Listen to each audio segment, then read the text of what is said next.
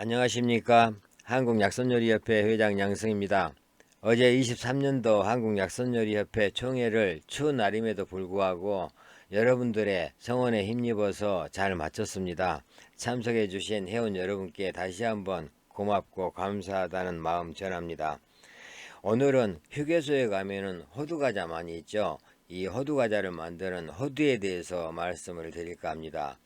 이 호두는 그 효능을 요약하면은 폐와 신장으로 작용하면서 이 폐와 신장이 허약해서 나타나는, 주로 이제 나이 드신 분들에게 많이 나타나죠. 기침이나 천식에 효능이 좋은 것으로 이렇게 알려져 있습니다. 그렇지만은 대부분 우리가 요리를 할 때는 이 호두를 물에 담가서 이쑤시개로 겉껍질을 벗겨내고 요리를 하는데, 그 속껍질을 벗겨내면은 효과가 굉장히 약해진다고 하니까 이 속껍질은 그대로 사용하는 게 좋습니다. 또 호두는 이 두뇌를 닮았기 때문에 이 두뇌 발달에도 굉장히 좋은 것으로 이렇게 알려져 있습니다. 호두는 가래나무과에 속하는 호두나무 열매를 말합니다. 원산지는 이제 중앙아시아, 서부아시아 쪽으로 이렇게 알려져 있는데, 우리나라에서는 경기도 이남지방에서 유실수로 많이 심고 있습니다. 호두는 한자로 호도라고 하죠. 우리나라에서도 호두라고 부르기도 합니다. 이 호도 외에 호두육, 핵도인, 강도, 합도 등 이름 등이 있습니다. 이 호두는 이 타임지에서 선정한 인체 면역력을 높여주고 산화를 늦추는 세계 10대 슈퍼푸드에 속하기도 합니다. 이 본격적인 재배는 중국에서 시작됐다고 하는데, 현재는 미국 캘리포니아 주가 전 세계 호두 공급량의 66%를 차지하고 있다고 합니다.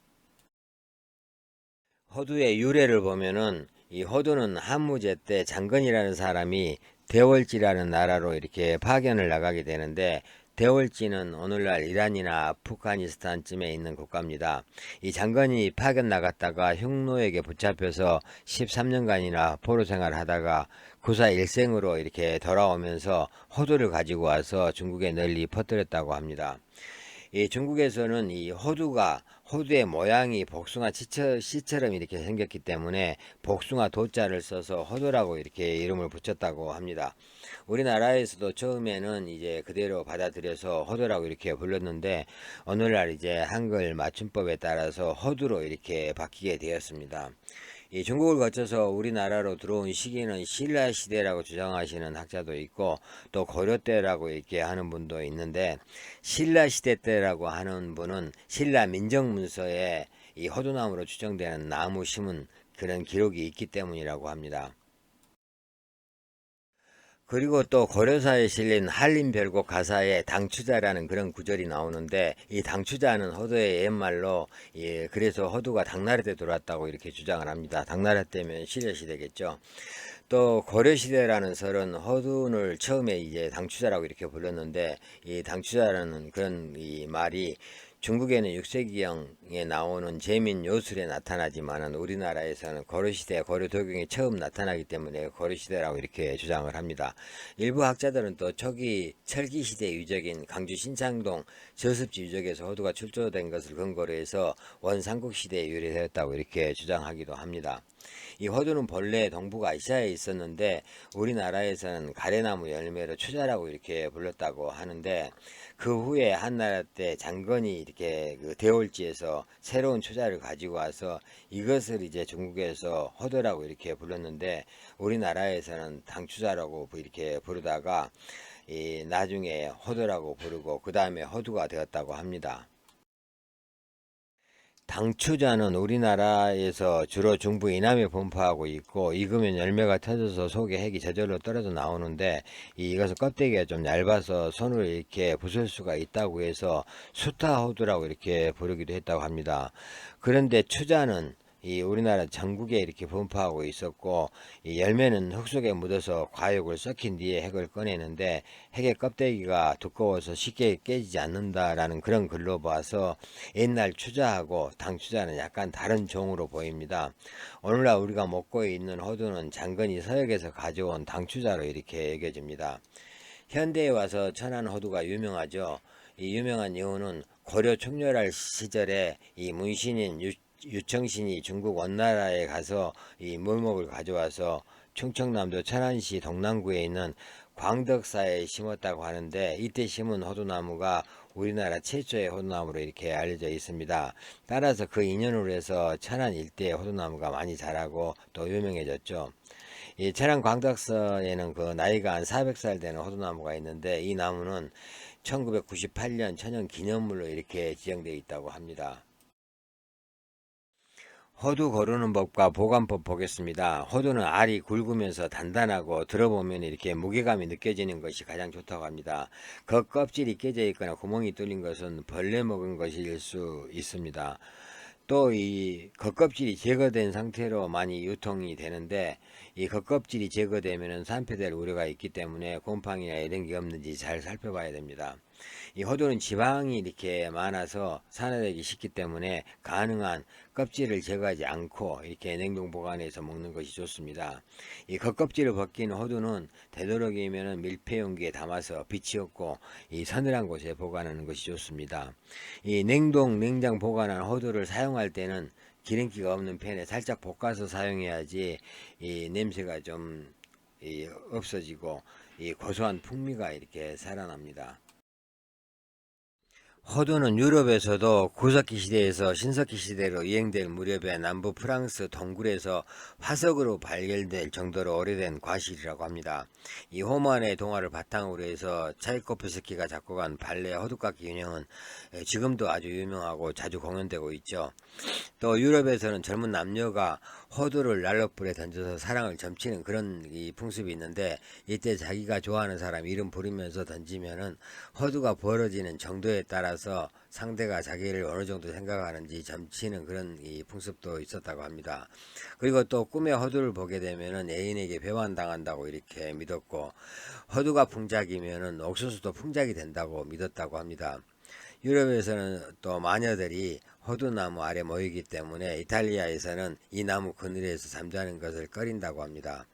영국 북부지방에서는 호두나무하고 사과나무는 적대가 아니어서 어느 한쪽이 반드시 죽기 때문에 나란히 심지 않는다고 하는데, 이것은 이제 호두나무가 너무 무성해서 햇볕을 가려서 이 다른 나무가 살지 못한 것을 옛날 사람들은 이제 악마가 깃든 나무로 이렇게 여겼다고 합니다. 이 호두에는 세계적으로 여러 가지 설화들이 있습니다. 그리스나 로마인들은 호두를 다산의 상징으로 여겨서 결혼 축제에 호두를 던지는 그런 풍습이 있는데, 이 다산을 기원하고 사기가 끼어들지 못하게 하는 주술적인 의미라고 합니다. 북미에서도 호두를 주머니에 이렇게 넣고 다니는 그런 풍습이 있는데, 이것은 루마티스 질환을 예방하는 그런 의미가 있다고 합니다. 이 호두나무는 또 막대기로 이렇게 때릴수록 열매가 많이 달리고 맛도 좋아진다고 이렇게 여기는데, 현대에 와서도 이른 봄에 이 막대기로 두들기는 그런 풍습이 남아 있다고 합니다. 예를 들면은 러시아에서는 또 이 게와 마누라와 호두나무는 두들기면 두들길수록 좋아진다라는 그런 속담이 있는데, 우리나라 어떤 속담하고 비슷하죠. 또 일본에서는 설날에 호두나무로 작은 칼을 만들어서 끝을 태운 뒤에 추녀 끝에 꽂는 그런 풍습이 있고, 아이누족은 뱀이나 이리에 신에게 바치는 그런 예물을 호두나무로 만든다고 합니다. 이것은 이제 호두나무 열매가 복숭아 씨하고 이렇게 비슷해서 복숭아의 주술적인 힘이 호두에도 있다고 믿어서 사기를 쫓아준다는 그런 의미라고 합니다. 호두 활용법 보겠습니다. 요즘에는 여러 가지 요리에 이렇게 이용되는 견과류죠. 호두 과자가 유명한데, 이 호두만 볶아서 이렇게 간식으로 먹기도 하고, 또 멸치하고 함께 볶아서 맛반찬으로 이렇게 먹기도 합니다. 그리고 또 파이나 케이크, 과자 등에 넣기도 하죠. 요즘은 보기 힘들지만은 옛날에는 호두당이라고 해서 호두엿을 만들어 먹었고, 또 호두장이라고 해서 호두를 볶아서 간장에 넣어서 먹기도 하고, 또 호두장아찌라고 해서 호두 속살에 진간장을 묻힌 다음에 실고추나 깨소금을 뿌려 먹기도 했다고 합니다. 그리고 또 호두 속살을 짓이겨서 이 호두주를 빚어서 마시는 분들도 계셨다고 합니다. 이 우리나라에서는 잣, 은행, 땅콩 등과 함께 정월 대보름날 깨물어 먹으면 이렇게 귀신을 쫓아내고 이가 튼튼해지고 부스럼이 생기지 않는다라고 하죠. 이 불엄 중에 하나로 이렇게 이용이 되고 있습니다. 이 한방에서는 자연강장제로 이용하기도 하고, 또 두뇌 모양으로 뇌세포를 보호하는 그런 그 효과가 있고, 그래서 치매, 노안, 불면증, 건망증 치료제로도 이용되고, 또 신장이 약해서 일어나는 유정이나 변비 치료에도 이렇게 쓰입니다. 또 호두 기름은 호두이라고 해서 피부병에 사용하거나 이조 목기 광내는 데도 이렇게 사용한다고 합니다. 목재는 단단하기 때문에 가구재나 조각재로 이용되기도 합니다. 문헌에 나와 있는 호두 효능 보겠습니다. 본초 강목에는 기혈을 보호하고 윤택하게 하면서 명면에 유익하고 삼초를 잘 통하게 하며 폐를 따뜻하게 하고 장을 윤택하게 한다. 그러므로 허약하고 몸이 차서 나타나는 기침과 천식을 치료하고 허리와 다리가 무거운 통증, 신복, 산통, 혈리, 장풍 등을 치료한다라고 했습니다. 어림차뇨 약성에서는 이 신장을 보호하고 명문을 윤택하게 하며 정을 고정시키고 대장을 윤택하게 하여 열변을 잘 통하게 하고 차고 허약한 변비를 치료한다라고 했습니다. 개고본처에서도 호두를 먹으면 살이 찌고 기육을 윤택하게 하며 머리카락이 검어진다라고 했습니다. 이 동양의학에서 말하는 호두 효능 보겠습니다. 호두 성질은 따뜻하고 맛은 달며 신장경, 폐경, 대장경으로 들어간다라고 합니다. 이 폐와 신장을 보호하는 효능이 있기 때문에 노인성으로 오는 오래된 기침이나 천식의 효과가 좋고 또 기관지염에도 좋습니다. 신장의 양기를 보호하는 효능이 있기 때문에 또 신장이 허약해서 나타나는 요통이나 하체 허약, 빈뇨, 양이, 유정에도 효과가 있습니다. 그리고 호두는 껍질을 까면은 사람이 내처럼 이렇게 생긴 씨앗인데 두뇌 발달에 효과가 있어서 지력 향상과 건망증, 신경쇠약, 기억력 증강에도 도움이 된다고 합니다. 병우나 산후 허약 체질을 개선하는 그런 효능도 있고 또 장을 윤택하게 해주고 잘 통하게 하는 그런 효능이 있어서 장이 건조해서 나타나는 변비나 노인성 변비에 효과가 좋다고 합니다.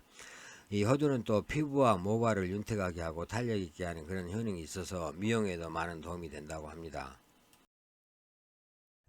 현대 영양학에서 말하는 호두 효능 보겠습니다.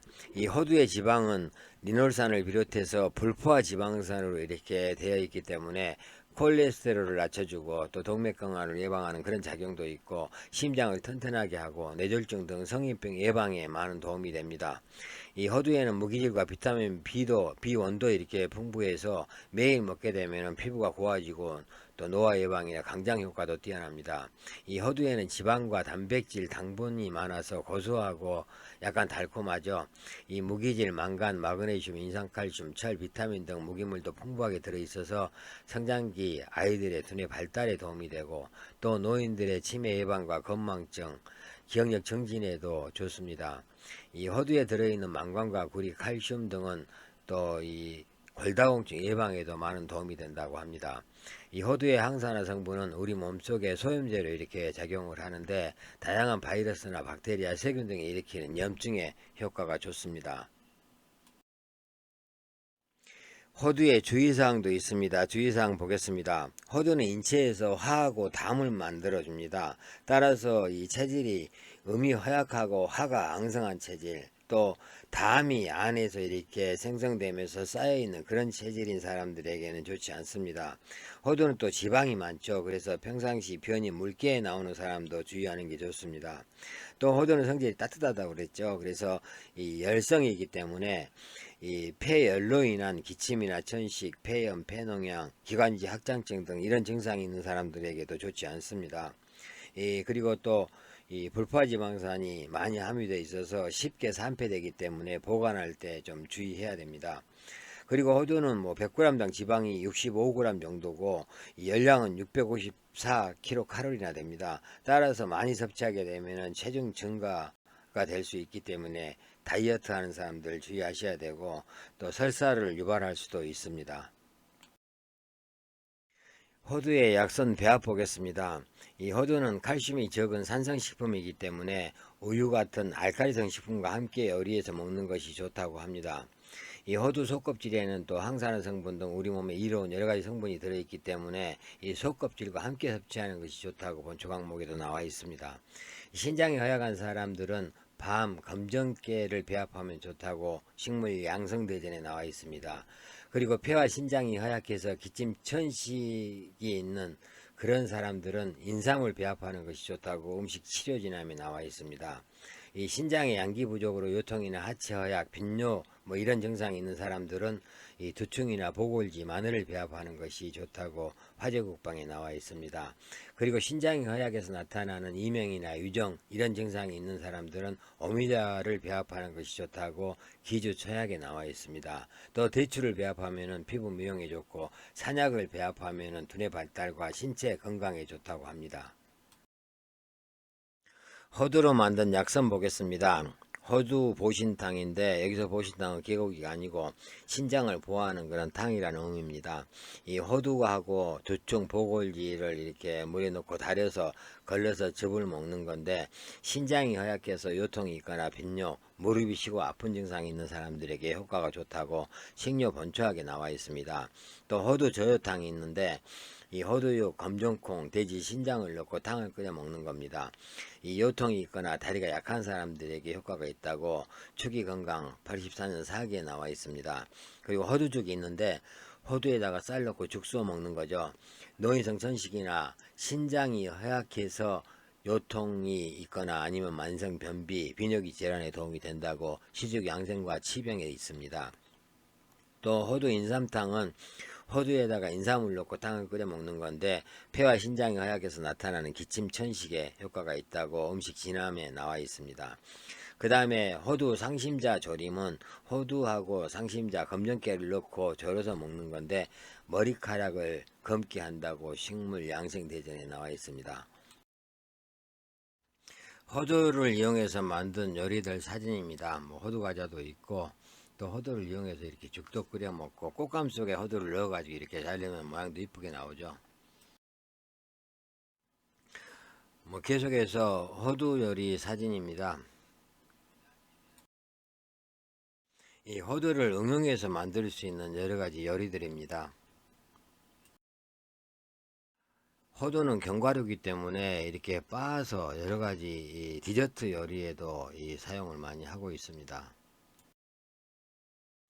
호두를 이용해서 대추 속에 이렇게 넣기도 하고 또 이 파이 위에 올려 먹기도 하고 아니면 견과를 만들기도 하고 여러가지 케이크 등에도 이렇게 이용을 하고 있습니다. 호두에 대해서 말씀을 드렸습니다. 이 겨울철이기 때문에 요즘 견과류나 이런 종류를 몇 가지 이렇게 올리고 있습니다. 참고하셔서 많은 도움 되시기 바라겠습니다. 감사합니다.